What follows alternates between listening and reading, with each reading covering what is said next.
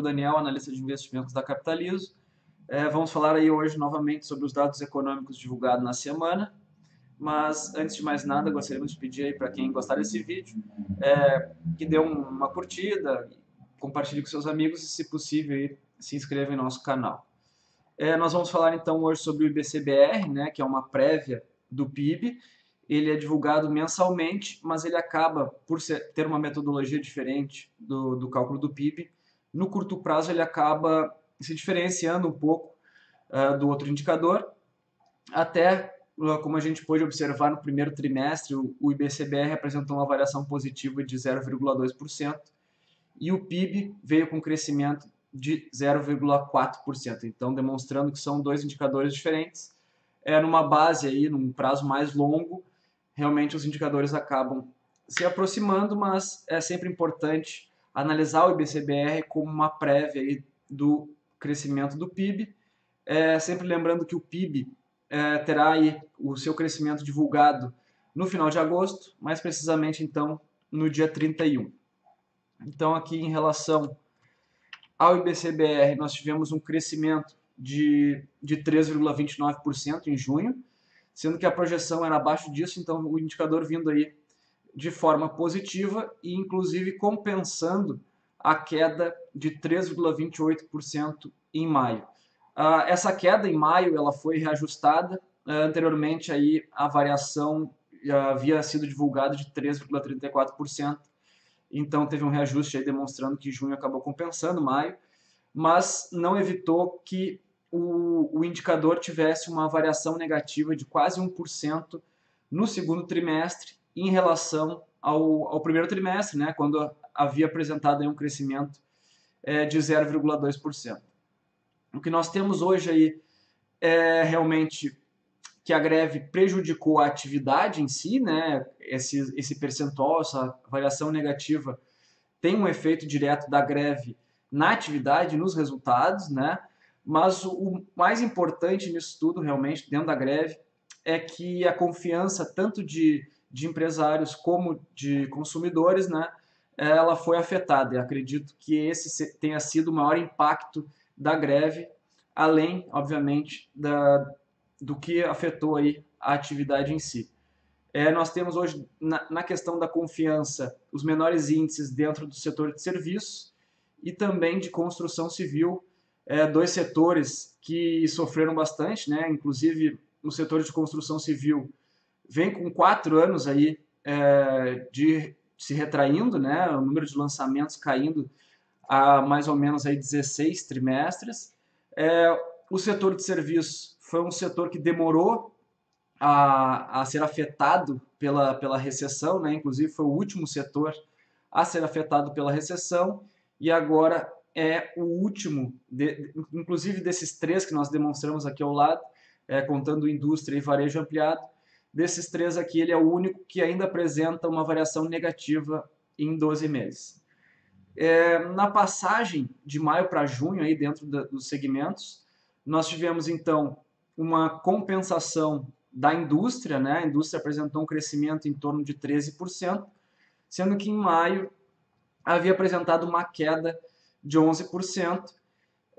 Serviços também fez um movimento compensando maio, né, com crescimento de 6,6%, sendo que em maio havia caído 5%. O varejo, né, dentro do setor aí, dos três setores, é o único que não compensou a queda de maio, né, apresentou uma queda de um pouco mais de 5% em maio e agora em junho uma variação positiva de 2,5%, sempre lembrando que varejo ampliado acaba inserindo aí veículos automotores e também materiais de construção, além de todos os outros segmentos do varejo. No segundo trimestre, mesmo o varejo não tendo compensado a variação negativa de maio, foi o único que apresentou variação positiva em relação ao primeiro trimestre, ficando praticamente estável ali com uma variação positiva de 0,2%. E a indústria, então, apresentando a maior variação negativa dentro do trimestre, com uma variação negativa de 2,5%, sendo muitas atividades aí afetadas pela greve, né, até com parada de fábricas siderúrgicas e, inclusive, indústrias do setor automotivo, que é um setor que vem apresentando um crescimento elevado, né, até por ser um setor mais cíclico, né, inclusive siderúrgicas também apresentam um comportamento mais cíclico junto tem uma correlação direta com a macroeconomia, né, então realmente a indústria acabou sendo afetada, mas vem numa batida mais forte no contexto geral que serviços, por exemplo.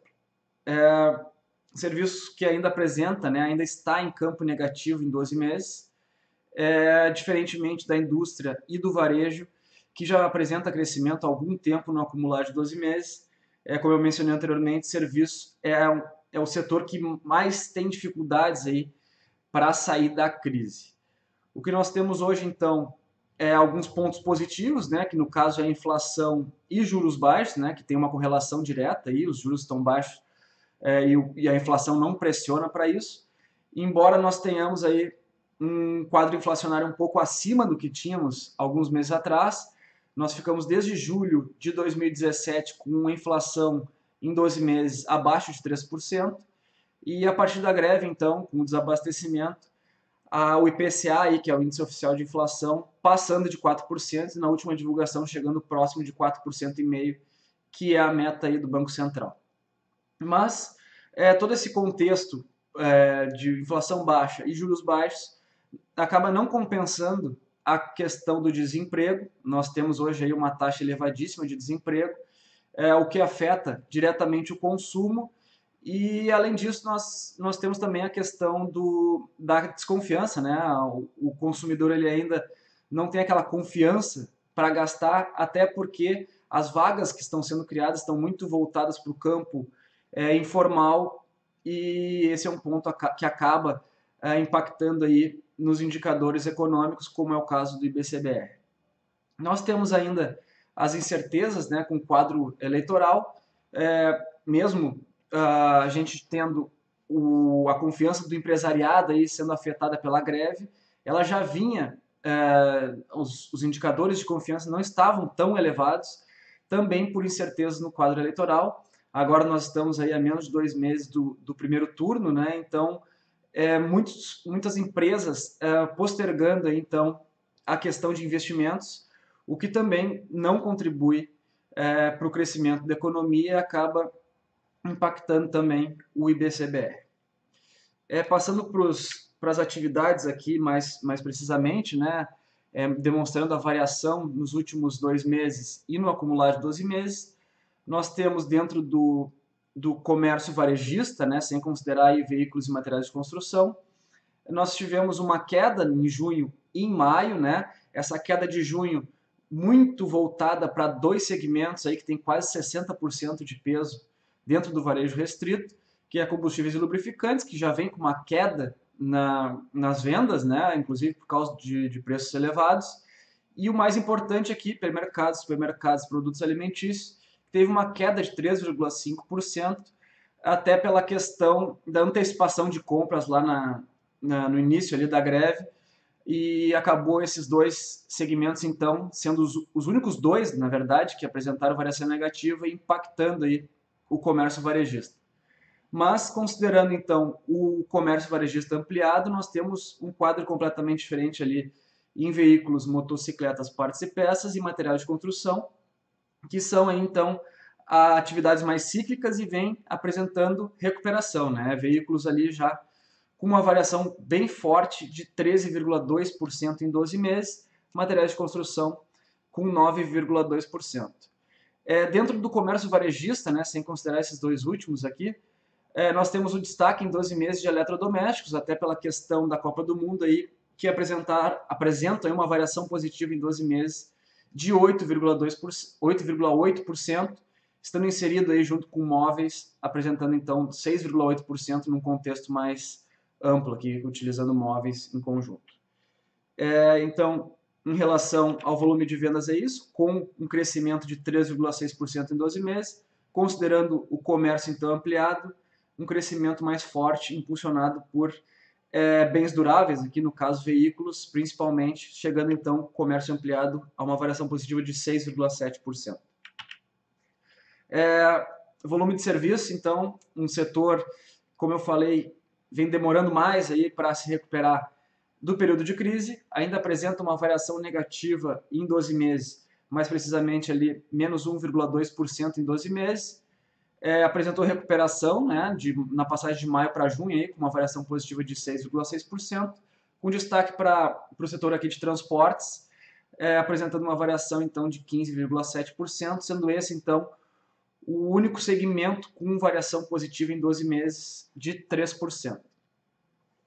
Para finalizar, então, indústria que teve a maior queda na greve, né, com uma queda de 10,9%, se recuperou mais do que compensou essa variação, com uma variação forte de 13,1%, muito concentrada aqui em bens de capital e bens duráveis, aí, dois segmentos bem cíclicos, né, bens duráveis aqui incluídos aí, veículos, né, em bens de capital também estão incluídos alguns, no caso caminhões, né, então setores cíclicos aqui demonstrando que vem se recuperando, inclusive, como a gente pode ver mais ao lado ali, o acumulado de 12 meses de bens de capital 9,5% e bens duráveis 15,4%, muito puxado pelo setor automotivo, que é um setor que vem se recuperando aí da crise e é o destaque da indústria já há 12 meses, tá certo? Então esses são os destaques por setor, tá?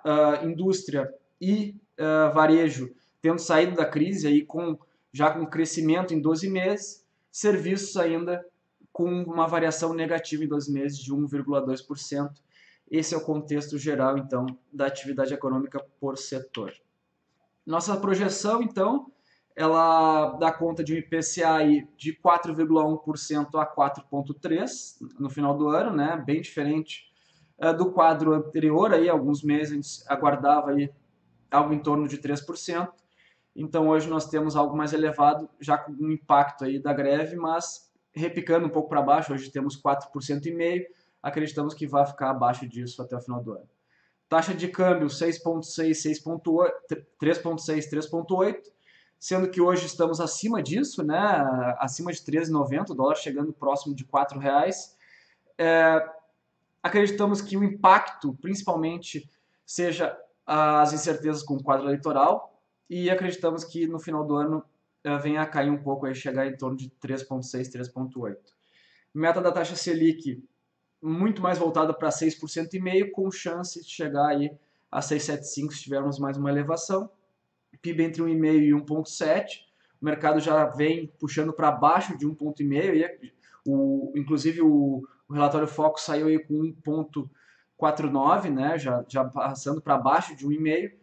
Bem diferente do que imaginávamos no final do ano passado, quando acreditávamos aí que o PIB pudesse crescer no ano em torno de 3%.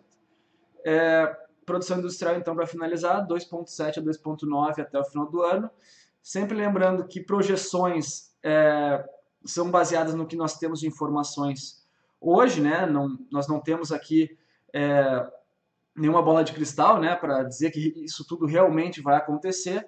Nós simplesmente trabalhamos com algumas projeções, mas realmente são fatos incontroláveis aí, podem acontecer algumas coisas imprevisíveis. É muito difícil de projetar precisamente o que vai acontecer até o final do ano. Com o que nós temos hoje, acreditamos que esse, então, será o fechamento do ano nos principais indicadores da economia nacional. Tá certo? Então, para finalizar, é isso aí, né? Em relação às projeções. Até o próximo vídeo e um abraço.